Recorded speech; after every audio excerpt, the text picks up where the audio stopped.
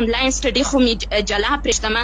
ما څو ځله پوهنتون شروع کړی دی او څو ځله مې پوهنتون پرېښی دی. په کندهار پوهنتون کې مې پوهنتون شروع کړی، سپین ږیری استاد ور ویې غوښتلمه، نمبر یې راته واخیستی. دا کال 2012 و. نمبر چې مې ورکړی دومره ملاشینی و، زما نمبر یې 2 نفرو ته ورکړی و، استادانو ماته میسیج وکړی. یو نفر یې شهید سو، خدای دې وبخښي، ما خو بخښلی دی، بل یې ژوندی دی. یو د انګلیسي معلم و، یو د کیمیا معلم و. د 2012 کال د کیمیا د څانګې زه محصله وم په کندهار کې. د ماته زنګونه راوړل. اوس نو ته زما استاد یې، ماته زنګ ولې راوایې؟ ماته یې په لاره کې ویله که ما د امتحان ته امادګي نه درلودل، ما ویل چې زه امتحان نه در کوم، بله ورځ در کوم.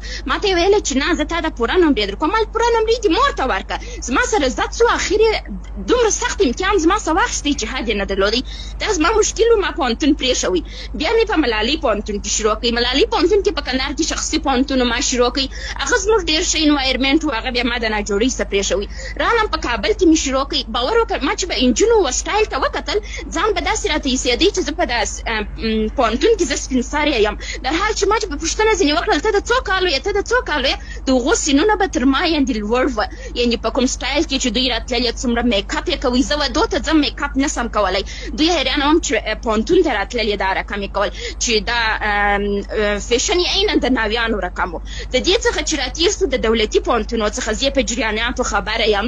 دومره خبره یم چې د نن څخه 2.5 میاشتې تر مخه د کابل تعلیم تربیه څانګې څخه د روانشناسي په بخش کې محصله ده.